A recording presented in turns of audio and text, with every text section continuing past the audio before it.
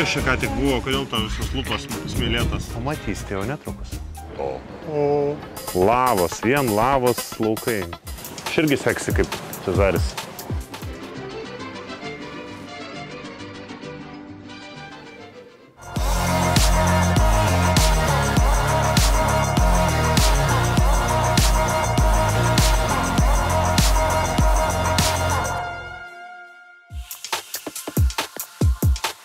Paskutinė mūsų atostogų Lanzarotės saloje dalis skirta sostiniai, Arekifei ir apylinkių aplankymui. Pradėkime nuo saldžių pusryčių sostinėje.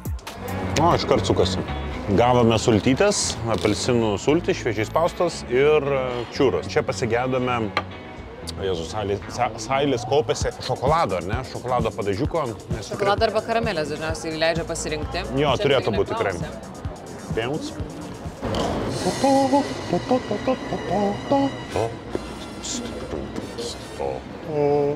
Čia pats banaliausias ir primityviausias, koks tai gali būti. Man patinka jos dėl to, kad nėra labai riebalingos. Pastebi, nepersisunkia aliejumi. Beje, šitos čiūros yra be gliuteno. O, jei koks skanus matau. Tai gal tu užsisakyk normaliai, pavalgysi, ką? Atsiprašau. Ne, nu tai tiesiog. Tiesiog paragalau. Nori dar? Velnio. Ne, dėkui. Ar tikrai? Aš tik paragaut norėjau. Tai gerai, puiku. Ar paragavai? Ne, viską suvalgiau. Aš ne tą norėjau pasakyti, užsisakyk tiesiog, kad pavalgytum. Taip. Nu, matot, kaip būna. You can go, it's okay. No problem. Paragauk dar. Aš paragavau. Pakankamai paragavau, tiek pakankamai, kad net susilaukiau komentaro, gal tu užsisakyk savo atskirą sumuštinį.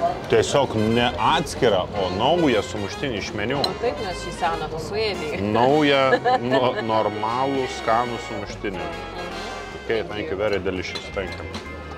Tai vis dėlto paskutinis last call for sandwich. Final call, final call.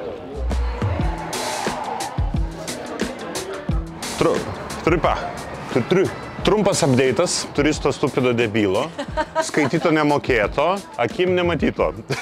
Šokolado galima užsisakyti papildomai.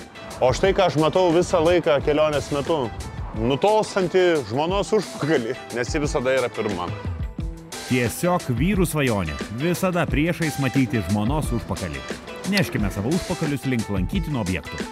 Nu, išsigryninau 100 eurų, einam leisti pinigų. Gerai, ponas ir ponai, labas rytas, sveiki iš Arekifės. Tos salos reiškia klitoris, G taškas, epicentras, proto guzas, bamba ir viskas viename. Realiai vos ne po betonvežių žmona pasiliko, atsiprašau, bet taip, čia, paskutinė. Šitą hotelį mes apeisim ir tada prieisim tą lieptą. Tai kur tas lieptas yra? Ten kažkur.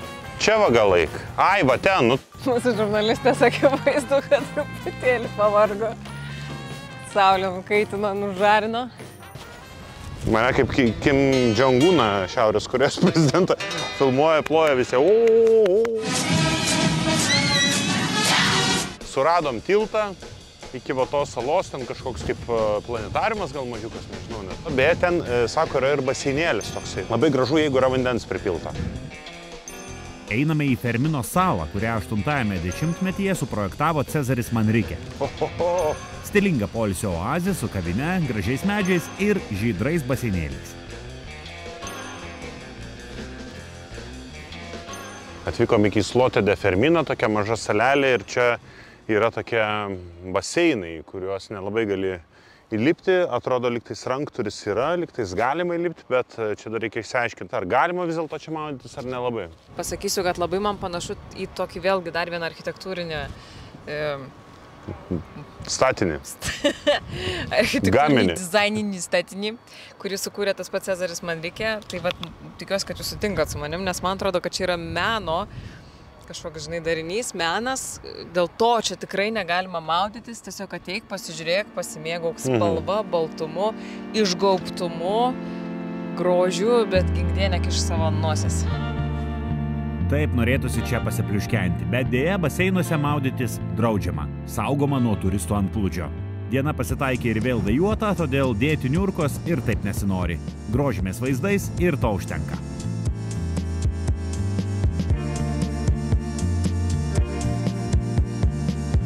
Čia prie to žydro baseino radom tokius C formos užkaboriukus, va daug jų čia yra labai. O čia, sakyčiau, trūksta tik tais tokios užuolaidėlės ir čia galima kažką nuveikti.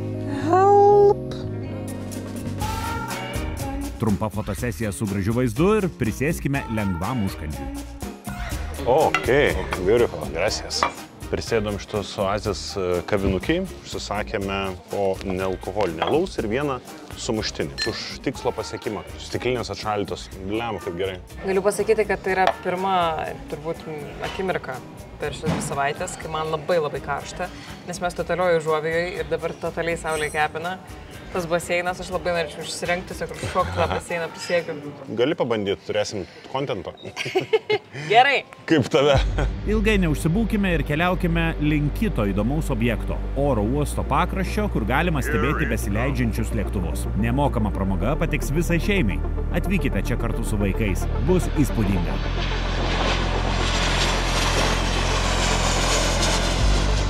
Leidžiasi dar vienas. Okay, let's go. Mūsų trumpa 5 minutė Rekifės mieste, tai yra sostinėje Lanzerotės, užtruko iki visos popietės, mes čia malamės ir toliau randam ką veikti ir atsidūrėm dar viename Rekifės taške. Oro uosto taške, tikiuosi kameros nenupūs, kur mes stebime, kaip leidžiasi lėktuvai. Atskrenda dar vienas, jo, čia yra toksai apžvalgos spotas, plane spotting vadinamas. Aplink viso oro uosto yra toksai takas, kurį matot anam ekrano kampe, žmonės su dviračiu važinėja, galima šiaip prasieiti. Iš pradžių galvojame, kad reikės kažkur ten sostiniai prisiparkuoti, išsinuomoti dviračius ir atvažiuoti čia dviračiu. Ne, dėl to, kad yra prie pat parkavimuose tiesiog aikštelė, atvažiuoja, truputėlį paeina, tai jums reikiamo taško. Gabrielė, štai kaip koks užkariautas Magellanas ant akmens. Gal nenupūs? Gal nenupūs, laikykis, žiūrėk, nenukristum ir va, atvaro lėktuvas.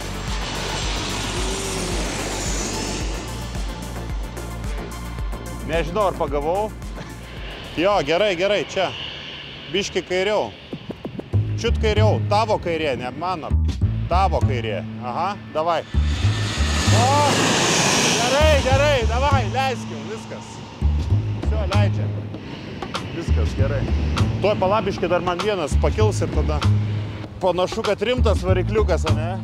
Ką tik pakilo ir... Kas čia ką tik buvo, kodėl tau visos lūpos smėlėtas? Aš ne visai galiu atsimerkti. Paliekam oro uostą ir keliaujam apžiūrėti dar vieno stilingo namo muziejaus. Keliaukit su mumis, jums patiks. Labas vakaras. Šiandien laidoje lankysimės įspūdingame, kvapą gniaužiančiame Cezar Manrique muziejuje. Ką slepia eksponatai ir kokios garsenybės čia lankėsi, pamatysite jau netrukus. Aš tavęs trykstančias, galit matyti. Na išties, norisi kalbėti ir būti šioje erdvėje, bet ar tikrai jūs pasiruošę tai pamatyti? Aš taip ir nesugebėjau nieko pasakyti. Aš niekam tikus esu. Aš galiu. Gerai, biškį atgal, dabar tavo šau. Aš galiu. Kas labiausiai stebina turistus? Apie ką diskutuoja išeidami prancūzai ir dėl ko ginčijasi vokiečiai?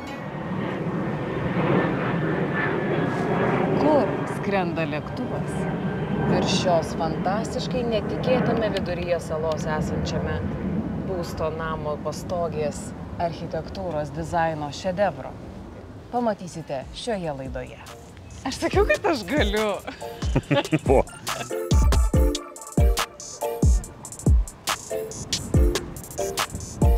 Laikomas taip.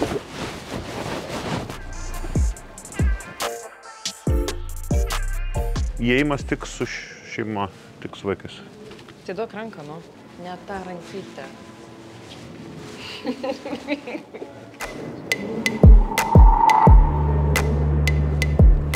Genijus, tas Cezaris Manrique, man jis kažkaip Dalį primena, nežinau, paveikslai, Dalį tokia fantastika, surrealizmas, tai čia interjeras, detalės ir šiaip idėjos. Lavos akmenis, skylė kažkai iškapota, ar čia jinai buvo, neaišku. Ir medis toks. Nu, tas bičias. Cezar Manrique. Jau tais metais stiliau įrengęs, ne? Mes taip ir neišmokom stiliovai rinktis. No. O, geras, čia pasižiūrėk, kaip atrodo.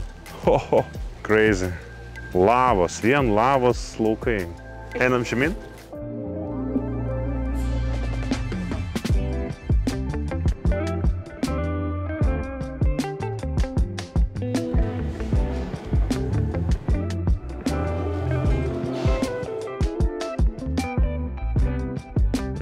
Tas bičias norėčiau būti. Čia mano stilius su raudonais batais.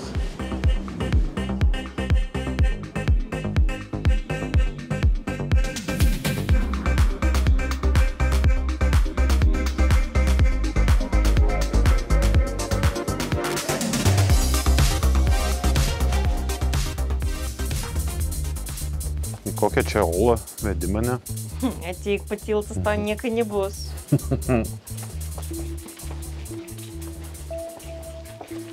O, prašau, kokia oazė.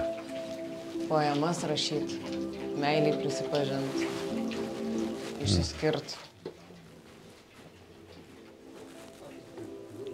Kaip turėtų būti vieniša? Kažkaip nežinau.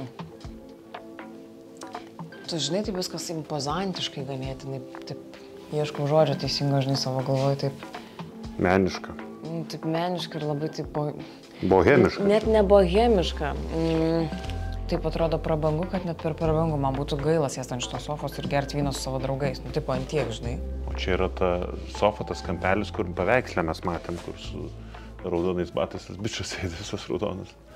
Čia yra šita vieta. Kažkaip, žinai, aš jaučiuosi per purvina, per stora, per negraži, per neverta sėdėti ant tokios sofos. Man nejauka čia yra. Tu aš tuoj tau parodys, kur nusipraust reikia. Sauliau? Taip, klausau. Vidury šitos ekstravagantiškai luxury, stylish svetainės yra dar palmė, kuri auga, reiškia, į išorę, ten nėra stogo. O ką jis daro šitoje fantastiškai prabangiai svetainiai, kai lyja? Nežinau, gal buvo išrastas celofanas, man atrodo, gal užsidengia viršui. Bet toks tipas, žinai, neįsivaizduoju. Vulkaninės kilmės Rūsija, kur tu geri savo... Tai gal čia dzin, žinok, nulyja biškį? Nežinau, 50 metų statinėje brandinta vynas, taiga pradeda lyti. Ir ką tu, ponas, darai?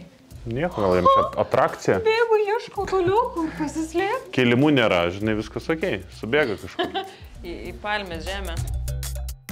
Urvai, kambariai, urveliai pagal nuotaiką. Ten buvo baltasis, tokios geros nuotaikos, o čia toks turbūt, nežinau, aistros, emocijų. Aš tai sakyčiau labai elementariai. Raudonas. Ten buvo balto vyno, čia yra raudono vyno. Gali būti. Reiškia, teritorija.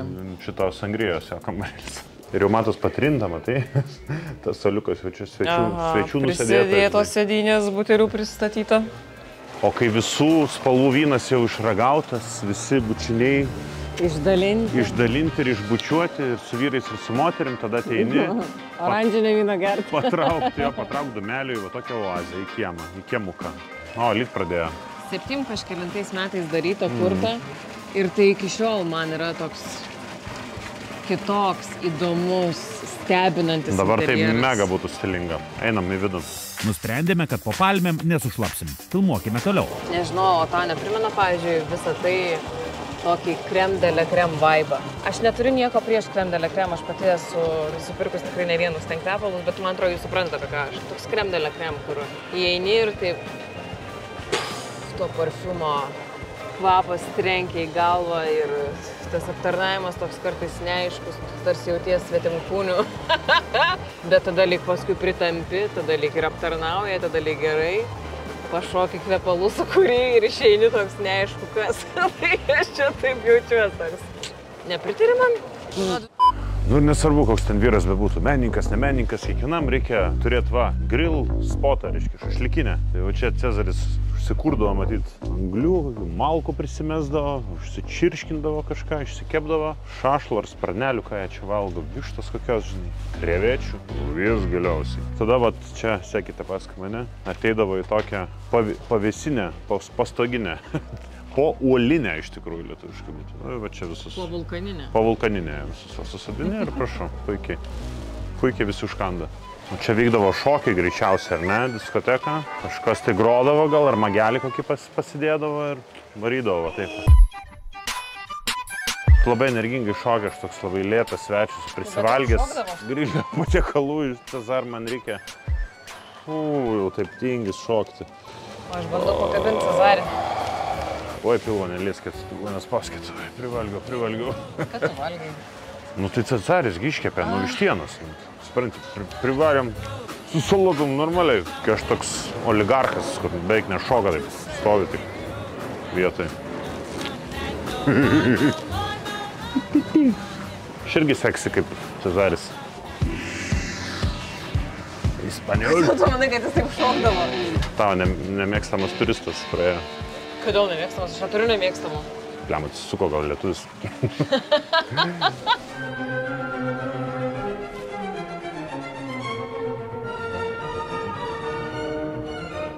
Iš tikrųjų, blemba, čia tos baltos grindys visur.